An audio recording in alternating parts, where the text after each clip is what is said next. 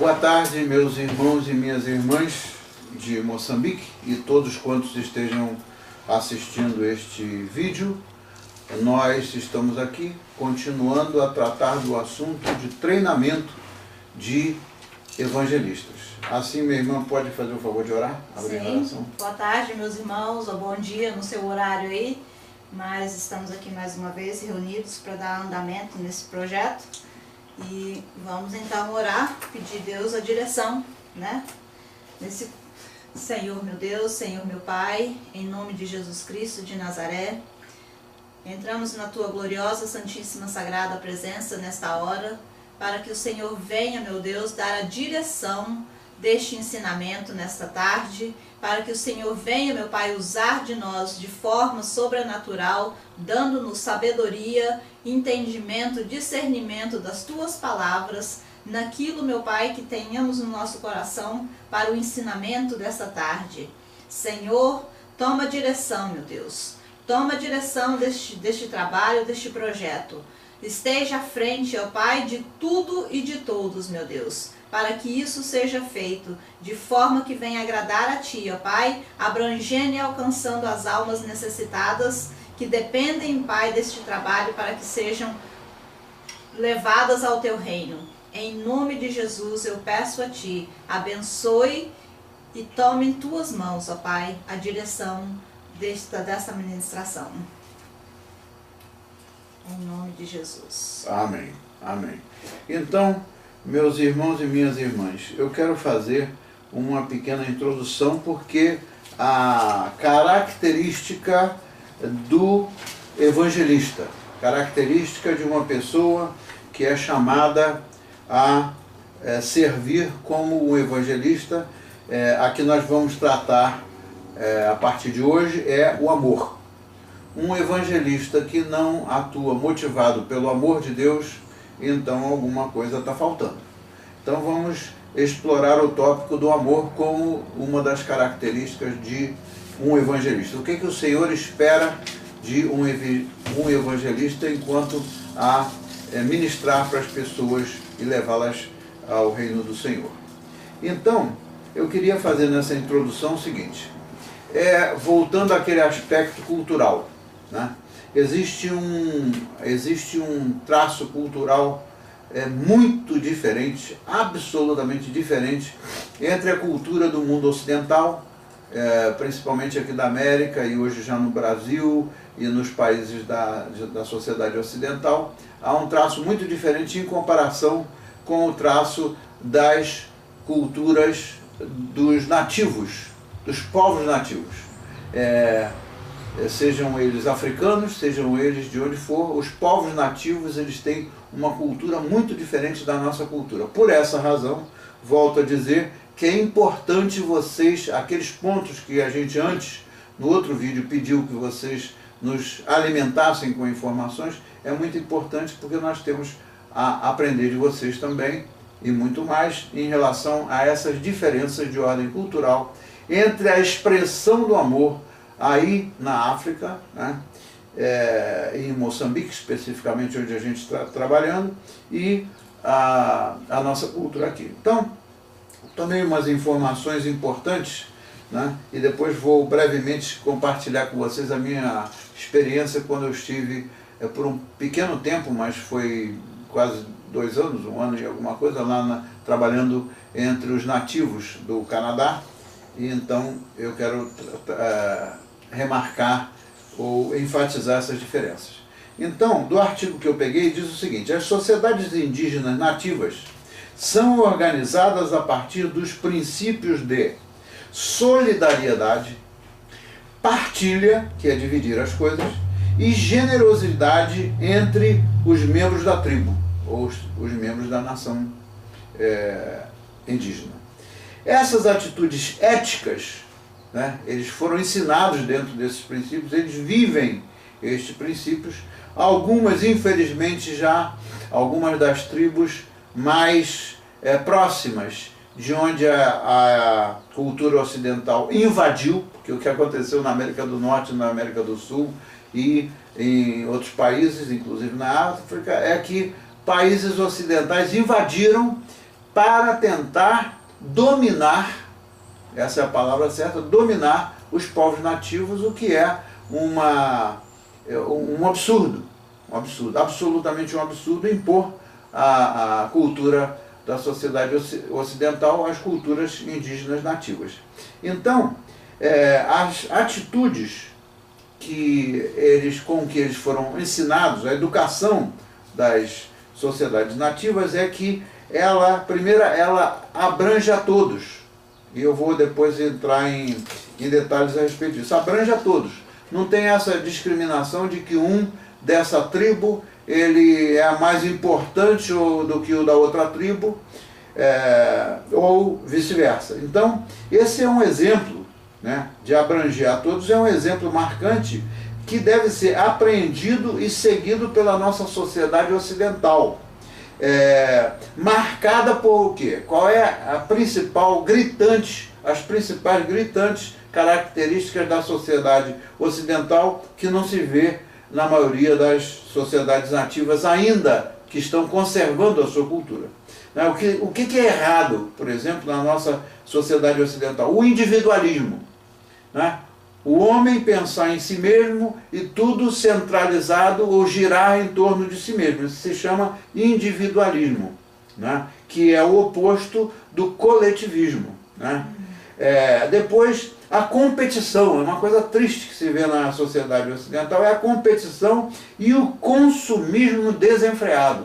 O negócio aqui é consumir, né? E dentro desse pacote vem a ambição. Então a ambição, a inveja, a competição, tudo vem dentro desse pacote do consumismo. Você tem que consumir. Se você não consumir, você não é uma pessoa que se mostra importante. Para ser importante, você tem que consumir, você tem que ter o carro mais moderno, você tem que ter a casa mais luxuosa, você tem que ter, enfim, o que a gente infelizmente experimenta aqui no meio da sociedade ocidental. É óbvio que tem exceções, é óbvio que tem pessoas que são guiadas pelo Evangelho, mas está lá na cultura infiltrada esse tipo de coisa. Então, nós vemos que o amor, sem a prática daquilo que são valores de vocês aí, o amor sem a prática da solidariedade, sem a prática da partilha, de dividir as coisas, e da generosidade, não é realmente nenhuma expressão de amor. Nenhuma expressão de amor verdadeiro. Se não houver a divisão das coisas, a solidariedade entre uns e os outros, e a generosidade, isso não é expressão de amor verdadeiro. Pode ser expressão de qualquer coisa, menos de amor verdadeiro.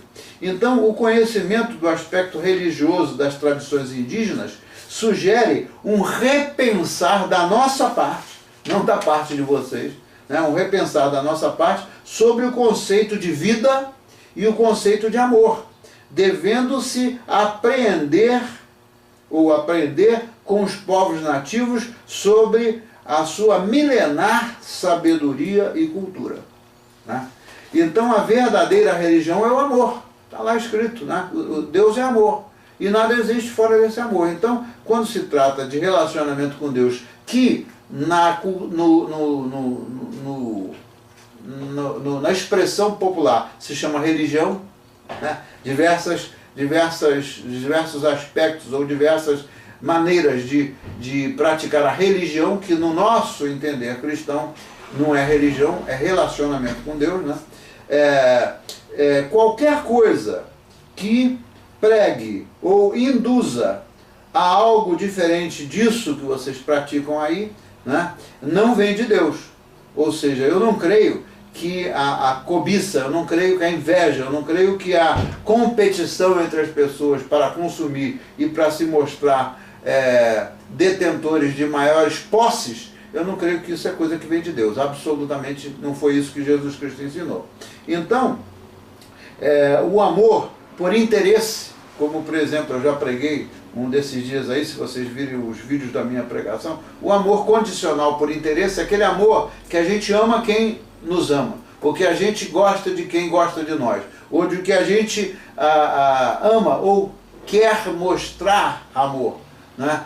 Quando a gente tem interesse de que aquela pessoa faça alguma coisa em troca por nós, isso não é o amor incondicional que Jesus Cristo mostrou. Então, isso é importantíssimo porque se nós formos ver o que Jesus escreveu e o que ele falou, está lá: amai-vos uns aos outros como eu vos amei. Ele nos amou incondicionalmente. Se a gente amar a outras pessoas na condição de buscar agradar ou fazer alguma coisa só pelas pessoas que podem fazer algo em troca para nós, isso não tem nada a ver com amor, e isso é alguma coisa que está enraizado na sociedade ocidental. De novo, eu não posso generalizar, porque há muitas pessoas que são cristãs e, na acepção da palavra cristão, né, de compartilhar o amor cristão, então há pessoas que estão em outra perspectiva de vida. Aí eu quero rapidamente compartilhar o que eu vi no Canadá sobre assunto lá entre os índios, sobre esse assunto que nós estamos falando, solidariedade, compartilhar as coisas, generosidade, etc. Eu vi isso lá na prática. O que acontece? Dentro da tribo, não existe que esse aqui tem um automóvel, ou esse aqui tem uma bicicleta, ou esse aqui tem um barco, ou esse aqui tem aquilo, e não compartilhar com os outros. Se a cultura daquela nação, dos nativos lá do Canadá, que eles são da tribo dos Nez que eles foram subindo para o oeste e entraram dos Estados Unidos, entraram pelo Canadá, né? E eles se alojaram lá. A reserva indígena de Morley está lá no pé das Montanhas Rochosas, no Canadá. Lá eles praticam isso aí. Não tem essa de que um tem a bicicleta, então, você pode me emprestar a sua bicicleta? Você vê que é absurdo, né?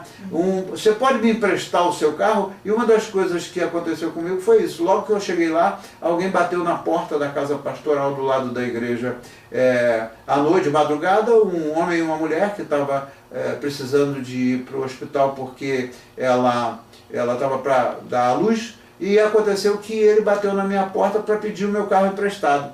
E eu, absolutamente desconhecendo o que é a realidade do que diz a Bíblia, né? Que a gente deve compartilhar as coisas, em lugar de simplesmente fazer aquilo que é da cultura deles, emprestar o carro e ele usar o meu carro, não, eu levo vocês para o hospital. Quer dizer, você vê a diferença de entendimento, né? No relacionamento entre as pessoas. Então, você se prevenir de você querer que o outro use alguma coisa sua, não tem nada a ver com o que está escrito na Bíblia. A mesma coisa, conceito de família, né? A maneira como eles cuidam e tratam dos filhos, a maneira como eles ensinam os filhos a respeitar as pessoas de mais idade, os pais e mães, enfim, conceito de família. A família não é só a família de sangue, eu já falei isso acho que no outro vídeo, a família a comunidade deles, é a família deles. Não tem essa de esse faz parte do meu sangue e o outro não faz, né? E essas práticas que acontecem lá entre eles, né? A generosidade, você não vê um pessoal dentro da comunidade indígena, você não vê eles ficarem mesquinhando, com mesquinharia acerca das coisas. Eles têm abundância e eles distribuem em abundância e eles são generosos. Não tem essa, eu vou dar para você hoje um prato de comida. Outra coisa ridícula. Será que dar um prato de comida para a pessoa hoje, a pessoa que está com fome agora, isso aí é generosidade? Não. O Senhor nos dá em abundância. Se Ele nos dá em abundância, a gente está sempre aberto a compartilhar e não dizer, eu te dou um prato de comida. Eu devia lhe dar, tantos pratos de comida quanto sejam da necessidade da pessoa. Você vê a diferença de ordem cultural. Então, isso eu falei brevemente sobre esse assunto, porque é a demonstração do amor verdadeiro. Não é um amor com reservas, é um amor genuíno, né? Então esse é que é o amor de Deus, que é suposto da gente compartilhar com as outras pessoas. E aí isso tem que ser uma característica notável e natural de quem é uma pessoa evangelista, para poder dar testemunho, que é o que está escrito, dar testemunho. Como é que eu vou dar um testemunho se eu for miserável ou se eu ficar com mesquinharia na hora de compartilhar com meu irmão? Exatamente, né? Então, vamos lá. dando base bíblica, né, no que o senhor acabou de dizer aí, no testemunho que o senhor acabou de nos apresentar, lá em Atos 2, 42, diz o seguinte: como viviam os convertidos, e preservavam na doutrina dos apóstolos e na comunhão, no partir do pão e nas orações. Em cada alma havia temor, e muitos prodígios e sinais eram feitos por intermédio dos apóstolos. Todos os que creram estavam juntos e tinham tudo em comum. Tudo em comum. Vendiam as suas propriedades e bens, distribuindo o produto entre todos, à medida que alguém tinha a necessidade. Isso aí, né, é base desde os apóstolos, né, é um dos grandes ensinamentos que hoje... Foi o que Jesus ensinou, né? Foi o que Jesus ensinou e que os índios aplicam isso na cultura deles e muitos deles nem têm conhecimento dessa palavra. Porque está dito que a palavra de Deus está plantada no nosso coração. Não foi preciso, nesse caso, de ninguém chegar lá para dizer a eles para fazerem, porque eles estão executando a palavra de Deus que já está plantada dentro do coração deles. Exatamente. Uma coisa linda, né? É maravilhoso, né? E nós, como cristãos, né, nós devemos realmente pegar essa palavra e fazer o uso dela na prática, como servos do Senhor e evangelistas, né, para a obra de Deus. Muito bem. Então, alguma coisa mais a respeito do amor, né? Eu também copiei isso aqui do meu material, que diz o seguinte: Jesus Cristo bem dissera que do amor depende toda a lei e os profetas. Está lá escrito. Do amor depende toda a lei e os profetas. Se Deus é amor, e se Deus existiu durante toda a eternidade, quando Ele nos criou, e nos criou a imagem e semelhança dEle, certamente que ainda com o nosso pecado, alguma coisinha lá no fundo do nosso ser, né, cultiva ou busca este amor, e está lá, que do amor depende toda a lei e os profetas. Então, quando surgiu a lei dada por Deus a Moisés, aquilo ali era nada mais, nada menos do que colocar em prática, quando está lá, começando pelos 10 mandamentos e tudo mais que dependia da lei, tudo mais que estava escrito na lei, tudo que estava escrito ali, do que era pecado, né? Não matai, não roubai, não adulterais, etc, etc, etc, era para que as pessoas aprendessem que se fazendo aqueles tipos tomando aquelas atitudes, estaria inibindo ou deixando de praticar o amor. Porque quem rouba não está praticando amor. Quem adultera não está praticando amor. Quem não mente, quem mente está praticando o amor. Porque o Senhor diz o seguinte: que o seu sim seja sim e que o seu não seja não. Se eu disser sim e eu não fizer o que eu estou falando, eu estou mentindo, né? Posso estar até querendo enganar a mim, mas não estou enganando a Deus. Exato. Né? Então, do amor depende a lei e os profetas. Amar nossos semelhantes, não tão simples quanto pode parecer, e alguns de nós desistimos facilmente de fazê-lo. Por que não é fácil? Porque nós sempre estamos debaixo da luta entre a carne e o espírito.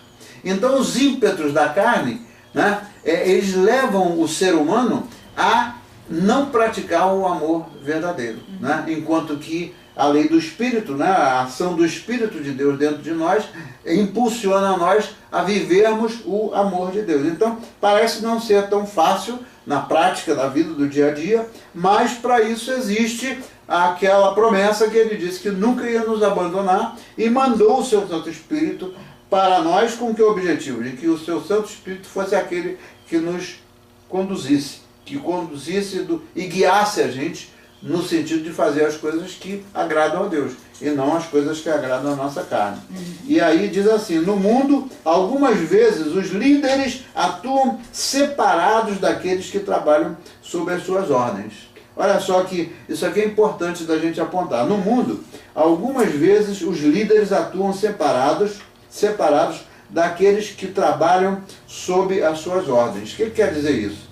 Né? Uma demonstração clara disso é aquele gráfico que eu mandei para vocês, mostrando claramente o que é o chefe e o que é um líder. O chefe é aquele que dá ordens, manda fazer, mas nem sempre faz aquilo que ele manda o outro fazer. Exato. Enquanto que o líder é aquele que é suposto de fazer aquilo que ele está dizendo para os outros fazerem. Então, a ordem que é devida a um líder não é imposta pela autoridade da força, porque a autoridade de Deus não é imposta pela força, não é imposta, é dada ou é colocada em prática pelo amor. Sim. A motivação de um evangelista não é chegar lá e impor e agarrar a pessoa pela goela e dizer, olha, você tem que fazer isso. Ninguém tem que fazer nada, se não for pelo amor de Deus, então ninguém é capaz de convencer ninguém a fazer alguma coisa de acordo com o que Deus manda fazer. Nós somos instrumentos do Senhor e o Espírito de Deus é o único que tem o poder de convencer as pessoas. Então, o poder do convencimento não vem pela autoridade imposta, e sim pelo amor. Pelo amor. Muito bem. Lá em Mateus 22, 37, diz o seguinte: amarás o Senhor teu Deus de todo o teu coração e de toda a tua alma e de todo o teu entendimento. Este é o grande e primeiro mandamento. O segundo, semelhante a este, é: amarás o teu próximo como a ti mesmo. É interessante que os 10 mandamentos, um apenas é para Deus. E todos os outros é o quê? Direcionado a amar o próximo. Exatamente. Todos os outros mandamentos, depois do primeiro, é direcionado ao próximo, ao amor que a gente deve ter e compartilhar com o irmão. É verdade. Isso aí é a pura verdade. Amar a Deus sobre todas as coisas. Tudo mais que está escrito nos mandamentos é direcionado para nós. Para nós. Para fazer claro aquilo que Ele quer que a gente faça. Muito bem. Então, tem alguma outra passagem aí que você quer explorar nesse momento? Não, nessa parte aqui só essa. Então vocês vão ver com mais detalhes no vídeo da minha mensagem de ontem, que eu preguei em Isaías 43, eu preguei sobre o verdadeiro amor de Deus. Quando está se falando de alcançar pessoas para Cristo, o que motiva essa atitude é o amor. O que motiva essa atitude é amor. E então, tem uma coisa interessante que eu estava refletindo sobre isso. Muita gente, quando fala do assunto de evangelizar, quando fala do assunto de alcançar pessoas, imediatamente o versículo mais famoso que tem nas Escrituras é o do Novo Testamento, que é a grande comissão, lá em Mateus 28, que começa no versículo 20, que diz: ide e pregai o evangelho a toda criatura, batizando-os em o nome do Pai, do Filho e do Espírito Santo, e ensinando-os a fazer aquilo que eu lhes deixo. Então, tudo que o Senhor ensinou e que os apóstolos depois escreveram em forma dos evangelhos, tudo aquilo faz parte do trabalho do evangelista e do discipulador, porque começa se alcançando a pessoa para Cristo, mas não pode terminar por ali. Eu já aceitei Jesus Cristo, eu já estou pronto. Não, o discipulado é a etapa que segue o evangelismo no sentido de ensinar, ou seja, cumprir aquilo que ele mandou fazer, ensinar aquilo que ele deixou para que a gente ensinasse, que nada mais é do que as instruções que ele deixa para nós. Então, focalizar o mandamento acerca de sairmos e de pregar o Evangelho não vem somente do momento em que Jesus estava falando lá e que Mateus relatou. Vem desde a época do Isaías e dos demais apóstolos. Por que razão? Desde o primeiro livro da Bíblia, desde o Gênesis até Apocalipse, o que acontece? A mensagem do Evangelho é um só, é a mensagem da salvação, e a mensagem da salvação pela fé, por meio da fé. A salvação vem pela graça de Deus, por meio da fé, e não se pode imaginar de falar de amor fora da outra palavra que vem junto com amor, que é obediência. Exato. Como é que a gente pode dizer que ama se a gente não obedecer aquilo que ele mandou fazer e que está escrito lá desde Gênesis até Apocalipse, tudo que se fala é da redenção da humanidade, tudo que está escrito por meio dos profetas e dos evangelistas e de todos que foram inspirados pelo mesmo Espírito a escrever aquelas coisas, tudo diz respeito à manifestação de Deus, que é a manifestação do amor, já que Ele mesmo é o amor. Então, por aí eu fico insistindo, mas na verdade o evangelismo é um privilégio que nós temos, porque Deus Ele usa nós para evangelizarmos. Ele poderia usar quem Ele quisesse. Aquela mula lá como é que é o nome daquela mula lá que Deus usou aquela mula para falar com Balaão? Balaão. Né? Ele usou até uma mula. Ele pode usar uma mula, ele pode usar um cavalinho, ele pode usar mas nós aqui expressamente temos esse comando de a gente evangelizar. Muito bem. Aí, vocês vão ver com mais detalhes, eu não vou me estender muito como ontem, mas a mensagem de ontem é toda em cima do Isaías 43, dos versículos 1 ao 11.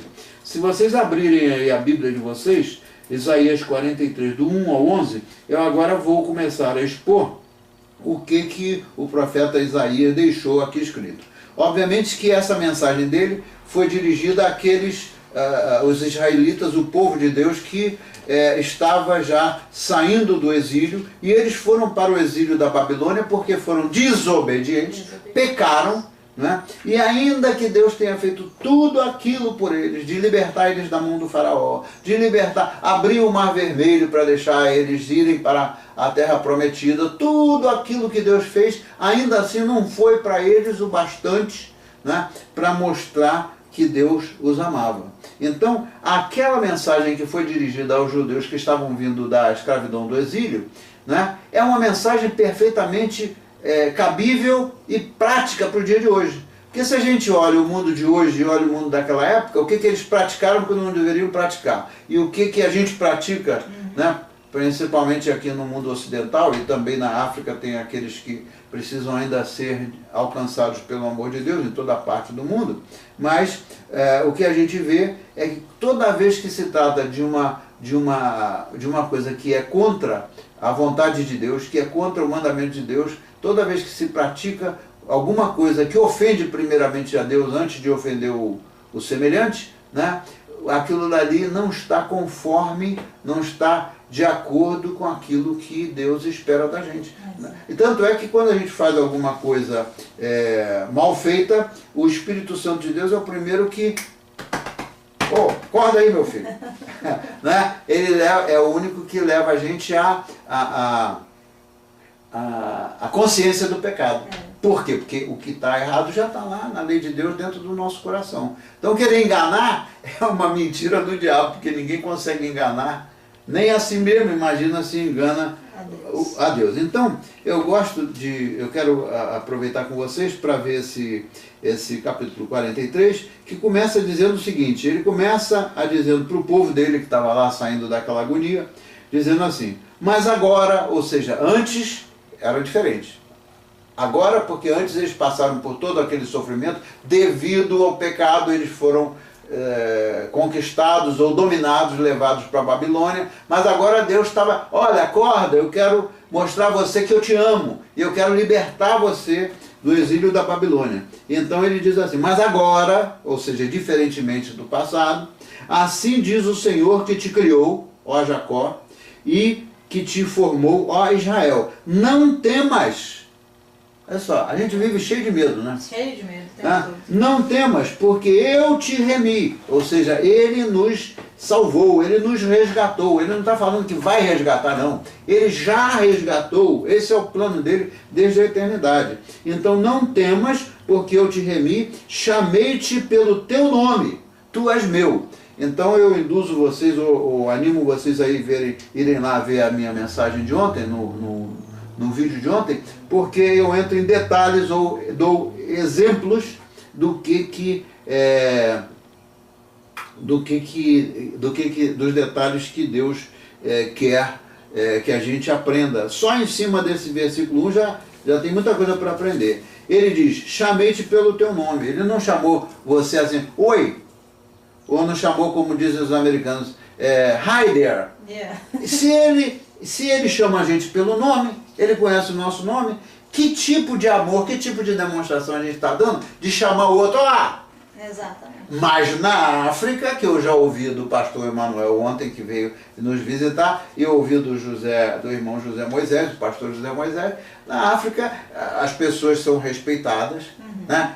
As famílias ensinam os filhos a respeitar, as pessoas mais velhas têm a reverência dos mais novos, né? Então não tem essa de oi, né? Como é que vai você? As crianças não chamam os pais e os avós de você, é o Senhor. E a senhora, vê se você encontra isso na sociedade aqui. Não existe. Né? As crianças fazem o que querem e as crianças desrespeitam e os pais não os colocam na linha, como é suposto que os pais é que têm a responsabilidade de orientar as crianças no caminho de Deus. Muito bem, eu chamei-te pelo nome e tu és meu. Olha que declaração de amor enorme. Já imaginou o Senhor dizendo para você, tu és meu? A gente tem valor. Na mão do Senhor, como filhos e filhas dele, a gente tem valor. Tu és meu. A gente não é propriedade do marido ou da mulher, ou do pai ou da mãe. Os nossos pais e as nossas mães, ou o relacionamento entre marido e mulher, se a gente vai ver lá em Efésios, né? E em outras partes da Bíblia, o relacionamento não é um relacionamento de propriedade, nós não pertencemos a nós mesmos.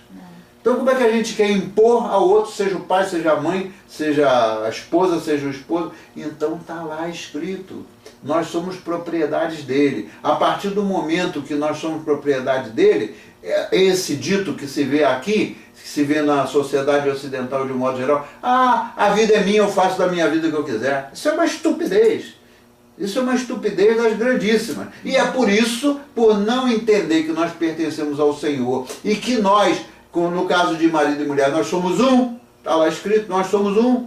Né? Como é que você pode ser um e um querer impor alguma coisa? Se somos um, devemos ser e devemos estar no mesmo espírito. Exatamente. E quantos casamentos aí fracassam porque por ignorância da palavra, né? O meu povo perece por quê? Porque não conhece da minha palavra. Muito bem. A gente ficaria falando aqui o resto do dia. Tem coisa muito linda aí. Mas aí quando chega lá, a promessa que está lá no versículo 2, né? É uma coisa tremenda. É uma coisa tremenda. A proteção dele, né? A fidelidade dele. Por isso é que ele diz para a gente não temer. Se a gente temer, é sinal que está faltando amor. Porque o que está escrito também? Onde há amor, não há medo. O amor afasta todo medo. Que coisa linda, né? O amor afasta todo medo. Se existe medo, é porque a gente não está agarrado no Senhor, a gente está agarrado em nós mesmos. Né? Daí é que vem o medo, da ameaça, de isso, daquilo, seja o que for, aí do que está passando hoje no mundo. Né? Então, aí a promessa dele no versículo 2, olha só. Quando passares pelas águas, estarei contigo, e quando pelos rios, eles não te submergirão. Quando passares pelo fogo, não te queimarás, nem a chama arderá em ti. Por quê? Olha só.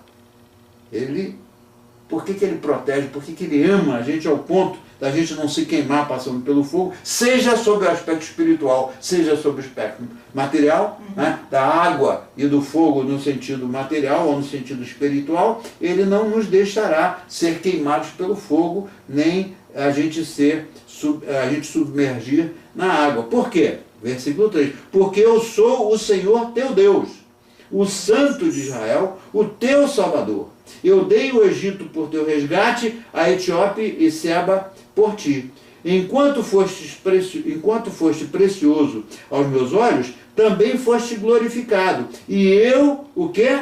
Te amei. Eu te amei. Olha só, quanta declaração de amor da parte do Senhor, né? Eu acho que a gente nunca ouviu uma declaração de amor tão enfática e repetitiva que é para entrar na nossa cabeça que Ele nos ama de verdade. Né? E pelo que dei os homens por ti e os povos pela sua alma.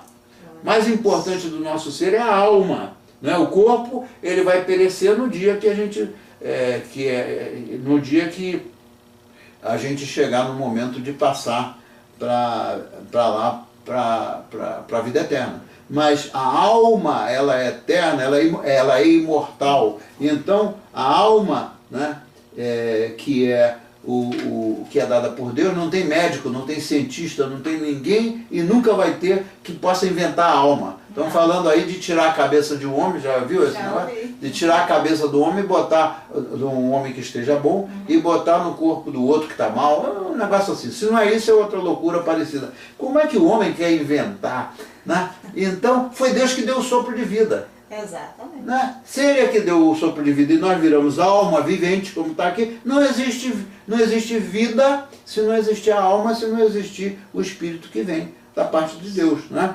Aí ele volta no versículo 5 a dizer outra vez, né? A gente, ao evangelizar, uma palavra-chave que a gente devia dizer até entrar na nossa circulação, como diz um amigo meu, é não temer. Outra vez, está vendo? Aliás, eu não contei quantas vezes tem essa palavra não temas na Bíblia inteira, mas eu sei que tem muitas, não me lembro agora o número que tem, mas é repetitivo. Né? Não temas, pois porque estou contigo. Estou contigo.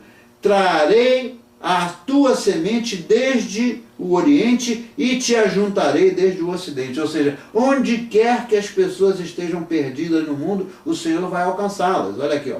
Direi ao norte, dá, e ao sul, não retenhas. Trazei meus filhos de longe e minhas filhas das extremidades da terra. Inicialmente ele estava falando isso aqui dirigido aos judeus, porque tem judeus espalhados no mundo inteiro. E eu estava vendo, estava comentando com a irmã Helene o seguinte, estava vendo, infelizmente, da população toda do mundo, que são 7 bilhões, sei lá quantos bilhões são de pessoas, somente 0,2% praticam o judaísmo.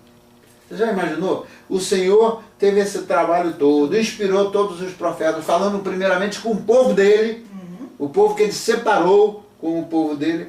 Hoje, depois de Isaías, profetizou isso 700 anos antes de Cristo, então quase 3.000 anos do dia de atrás, né? Deus estava falando, não tema, etc. Então ele prometeu que vai reunir todos os seus filhos de onde quer que eles estejam. Né? Israel está lá populoso, mas se você ver dentro da própria população de Israel, muito pouca gente pratica verdadeiramente o judaísmo. Exatamente. Né? Então é triste. Por outro lado, nas estatísticas mostra que 21% dos cristãos estão aonde? Estão na África. Você já imaginou? Vocês são privilegiados. 21% dos cristãos estão na África. O Espírito Santo está sendo derramado na África e glória a Deus. Por isso. Muito bem. Aí no versículo 7 ele diz, a todos os que são chamados pelo meu nome, que eles são escolhidos, aí já estendeu também aos gentios. No plano de Deus já estava, lá quando Isaías estava falando, já estava incluída a redenção dos gentios, os que não eram judeus. Né? Então o que acontece? Todos aqueles que não eram judeus fazem parte do mesmo plano de Deus de redenção.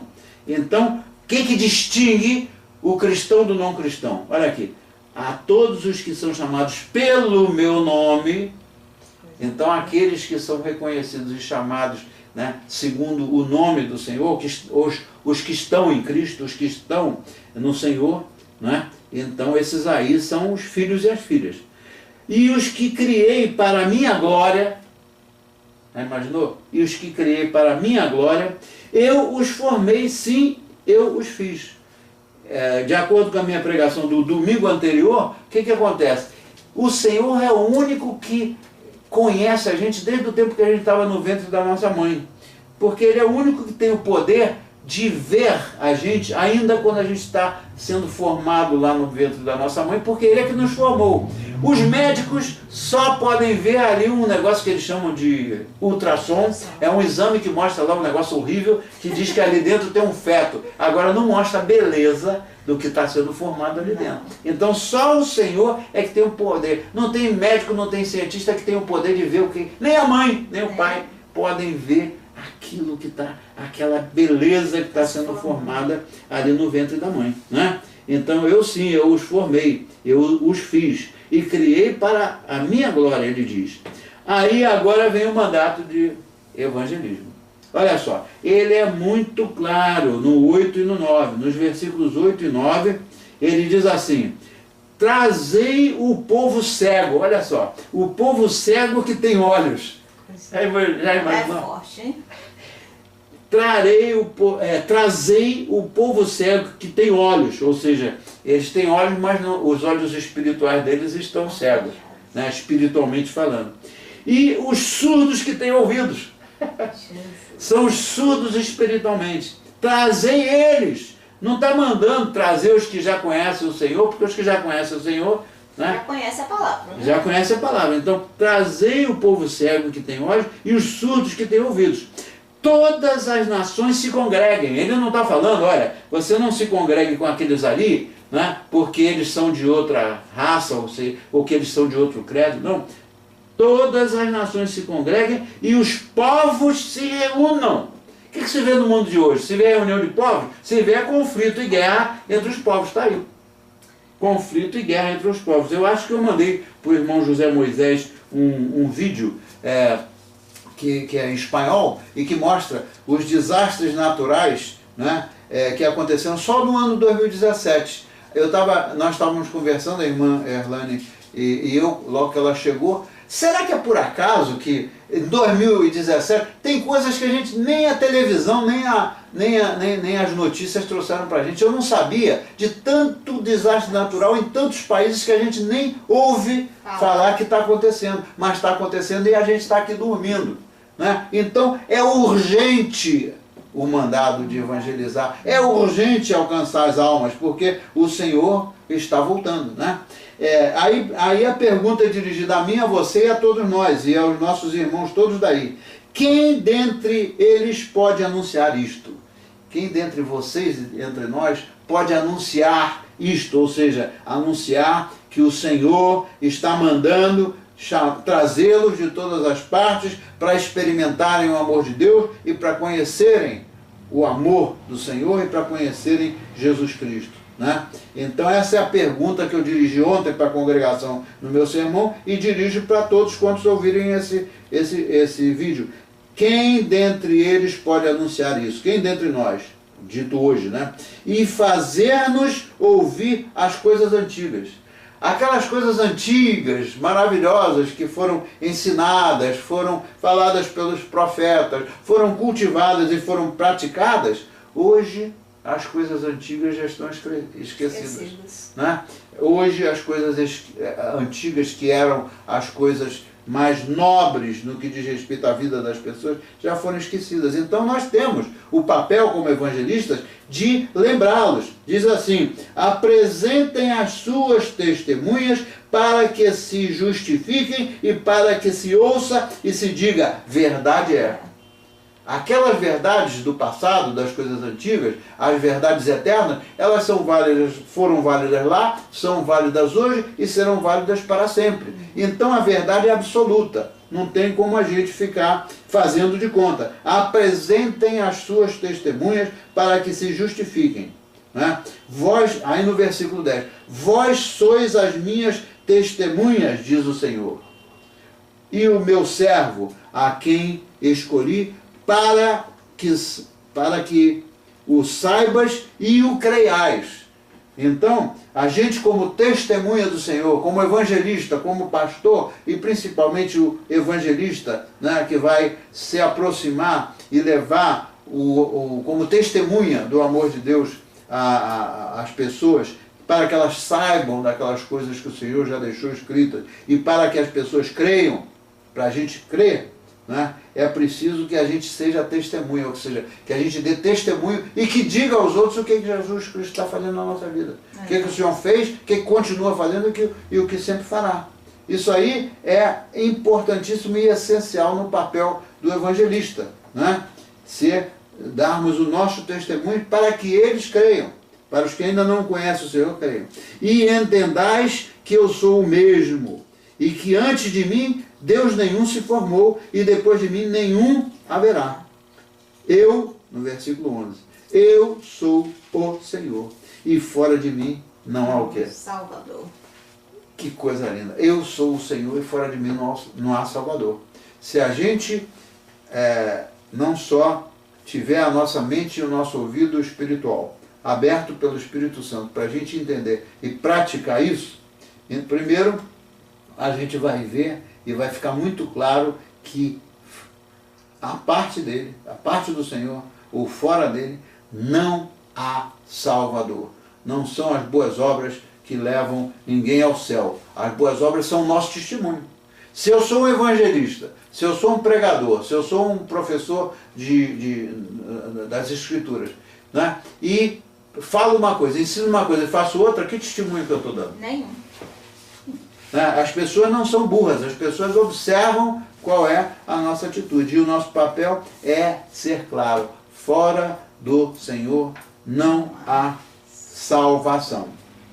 Isso é tremendo, né? Tremendo. É muito forte essa palavra. É muito forte essa palavra. Então, evangelizar, dar testemunho e espalhar o amor de Deus, testemunhar do amor de Deus e levar o amor de Deus às pessoas, não é alguma coisa nova e é um privilégio para nós. Sem dúvida, sem dúvida. Nós, graças a Deus, né, a gente tem a oportunidade de ter sido resgatado e ter essa vida em comunhão com Cristo e espalhar a palavra dele, né, com amor e com sinceridade. Sinceridade. Aí é que entram os aspectos importantes das características do evangelista. A gente já explorou algumas nos vídeos anteriores e a gente vai continuar falando do amor, mas a gente vai explorar todas as características. Por quê? Porque a gente considera que vocês não sabem? Não. É importante que vocês estejam com isso aí bem claro, na prática, para poder passar para as outras pessoas. O principal o Espírito Santo faz, né, que é abrir a mente das pessoas para que as pessoas se convençam. Agora o nosso papel é levar. E eu preguei ontem, vocês vão ver no vídeo, que eu disse, a gente, para fazer isso que o Senhor quer que a gente faça, isso demanda tempo, isso tem um preço. Qual é o preço? Como é que a gente vai querer ir lá, evangelizar as pessoas, ficar lá 5 minutos, aí ora, né? Agora eu vou orar por você, meu irmão, agora eu vou orar por você, vou orar pela igreja, e acabou os 5 minutos e vai embora. Né? O preço que a gente tem, né, pelo privilégio que tem de pregar, é dar do nosso tempo. É do nosso tempo. Dar do nosso tempo. Se a gente não der do nosso tempo, a gente não pode escutar das pessoas. Né? A gente tem que escutar para ver onde é que está o sofrimento da pessoa, né? Onde é que está a aflição da pessoa, para em função daquilo a gente ministrar. Então primeiro a gente tem que ouvir. Se chegar lá e começar a falar, o que acontece? Você não sabe qual a situação da pessoa. Você só vai conseguir saber a situação da pessoa para poder ministrar em cima da necessidade da pessoa se você ouvir, se você tomar tempo. Exatamente. Eu ouvi, na minha vinda para cá hoje, eu estava ouvindo uma pregação do pastor Paulo Júnior e a respeito do amor ao próximo, né?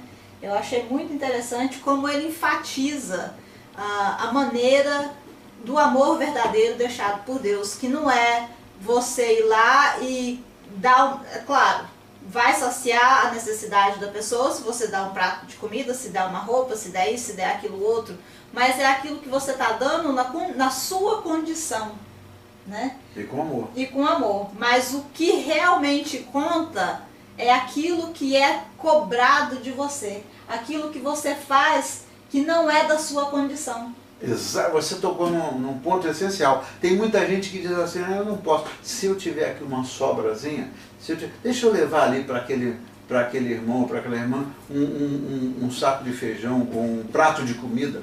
Ora, dar o que tem sobrando é uma coisa. É uma coisa. Mas o que ele cobra de nós? De dar além além daquilo que... é o tal do caminhar mais 2 milhas, né? Do caminhar mais 2 milhas, exatamente. Exatamente, porque é fácil para mim, por exemplo, na tribulação que a gente vive aqui, na correria, nisso, aquilo, outro, é fácil para mim poder, vou aqui dar R$100 ou $100 para poder ajudar essa pessoa. Mas isso não está demonstrando o amor verdadeiro de Deus. Porque o que é o amor verdadeiro de Deus? Exige de mim um sacrifício.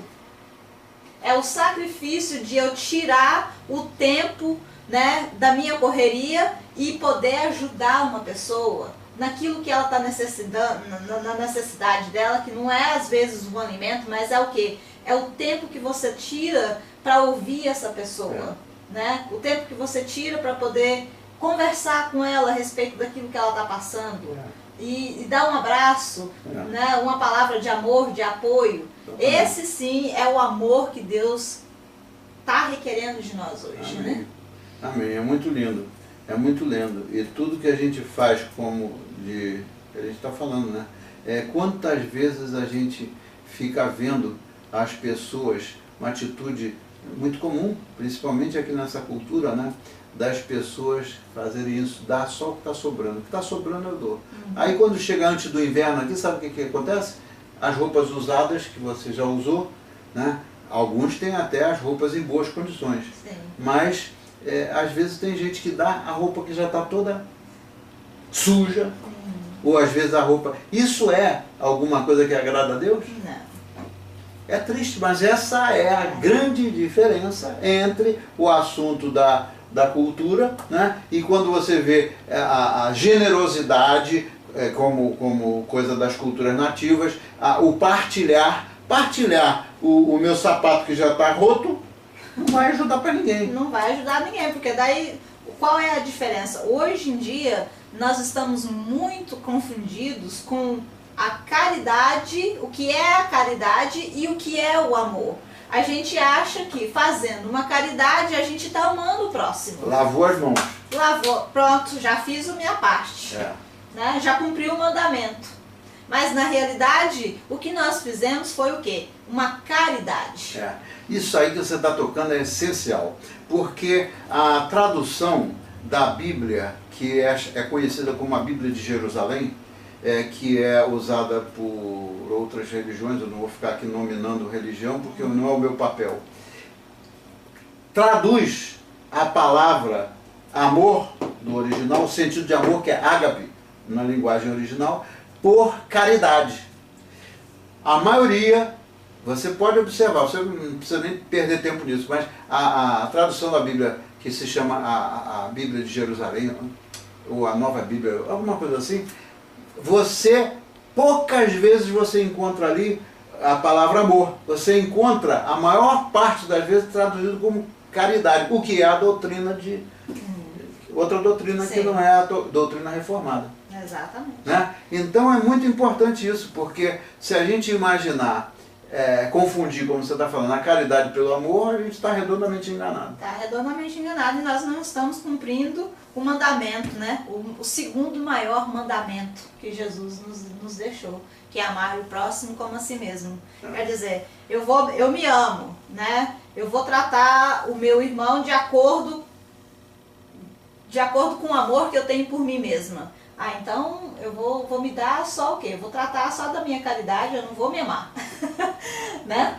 Porque o que a gente faz pelo outro é aquilo que está cheio no nosso coração. Exatamente. Né? A boca fala daquilo que está cheio no coração.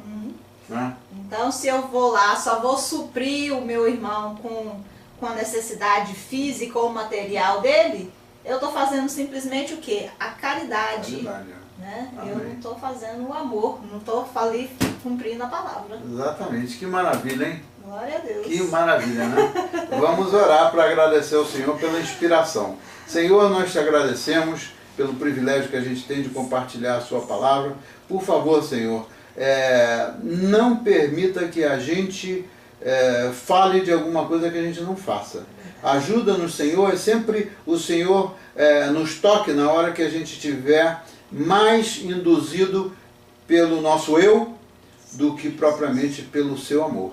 Então nós te pedimos primeiramente, Senhor, antes de pedir pelos outros, a gente pede que o Senhor cuide de nós no sentido da gente sair do nosso eu, sair do nosso individualismo, que está contaminada a nossa sociedade desse individualismo, sair do egoísmo para a gente praticar o verdadeiro amor, que é tudo pelo seu semelhante. Assim. Senhor, abençoa os nossos irmãos em Moçambique, onde quer que as outras pessoas estejam vendo esse vídeo, e ajuda-nos, Senhor, ajuda-nos todos nós a poder continuar tendo esse privilégio. Sim. E provendo para nós o que é necessário para ser distribuído entre os irmãos lá de Moçambique. Né? Senhor, ajuda-nos no sentido que pessoas sejam tocadas para poder mandar mais Bíblias, para poder mandar as coisas que são, enviar as coisas que são necessárias, para colocar na prática essa necessidade enorme que é a divulgação do seu amor, a proclamação do seu amor. E nós te agradecemos com o coração cheio de alegria, te agradecemos em o nome do nosso Senhor Jesus Cristo. Amém? Amém. Glória Amém. a Deus. Então, até a próxima, meus irmãos e minhas irmãs. Que Deus nos abençoe a todos. Amém.